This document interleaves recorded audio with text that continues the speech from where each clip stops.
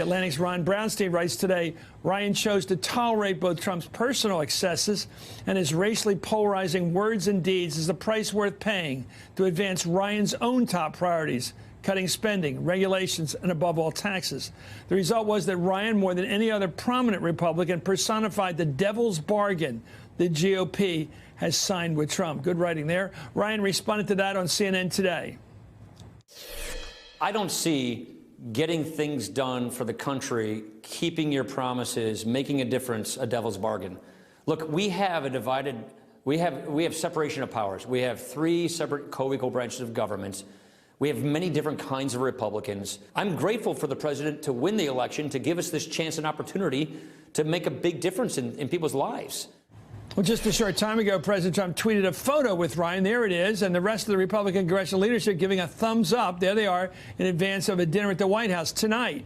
For more, I'm joined by former Romney advisor Ryan Williams and Donna Edwards, former Democratic Congresswoman from Maryland and senior fellow at the Brennan Center for Justice.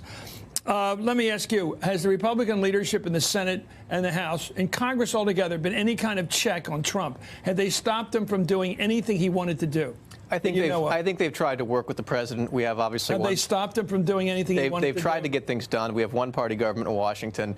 I think criticizing the president would have endangered that. And I think people made the decision that it's best to work with this president if you want to get anything passed. And I think that's what Speaker Ryan's done. So the division of powers in the Constitution in this case was not relevant? No, look, I think members of the leadership have been driving the train on many of these major policy initiatives. All right. I think the Republican Party fairly recently and for decades stood for free trade. Hasn't the Republican Party and recently and for decades been for reducing the federal deficit and not adding $1.5 trillion to it in tax giveaways? Hasn't it now given up all that philosophy about free trade to the Trump idea of warring with China? Look, I think Speaker Ryan voiced his opposition to these tariffs. To what effect?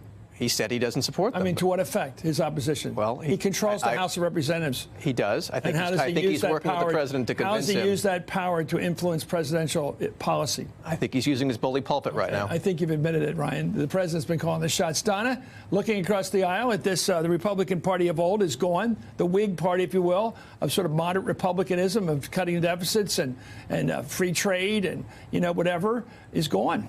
Well, it's been a progression. Thanks to Ryan. It has, but it's been a progression over the last 20 years. And, what Ryan has done, he said, I want a couple of things done, and I'm going to ignore the president's moral character. I'm going to ignore the fact that... I never mentioned that. I know, but I'm saying it. But I think that he did make a bargain with the devil. And, and I think Paul Ryan, at his heart, he actually believes in institutions.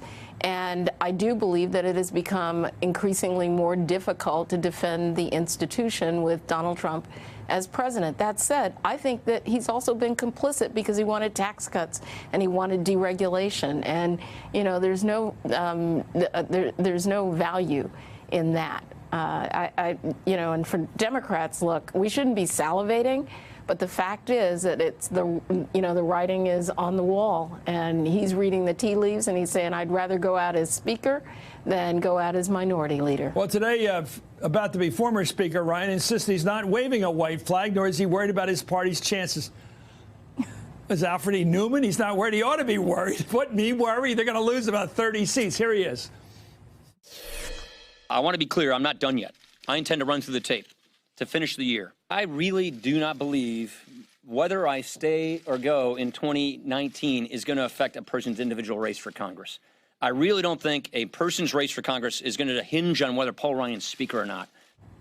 But another retiring Republican congressman, Pennsylvania's Charlie Denny, was on last night here, said President Trump is the real source of the Republican fatigue.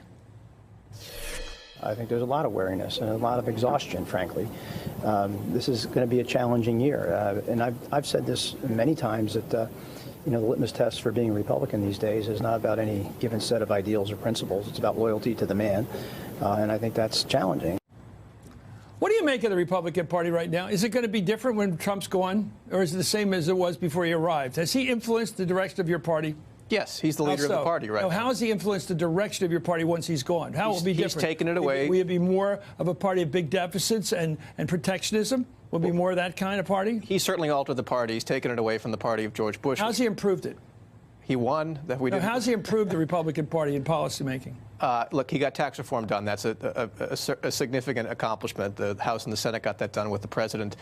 Tax reform doesn't happen very often, but certainly he's moved the party away. You call it tax reform. Yes. How's it a reform? It's like a big tax changed cut the for code people for the with better. money. Okay, anyway, thank you, Ryan Williams. Thanks for coming on. It's a difficult day to defend. Anyway, thank you as Congresswoman Donna Edwards, former congressman now running for county executive in Prince George's, not PG, Prince George's County. Hey there, I'm Chris Hayes from MSNBC. Thanks for watching MSNBC on YouTube. If you want to keep up to date with the videos we're putting out, you can click subscribe just below me or click over on this list to see lots of other great videos.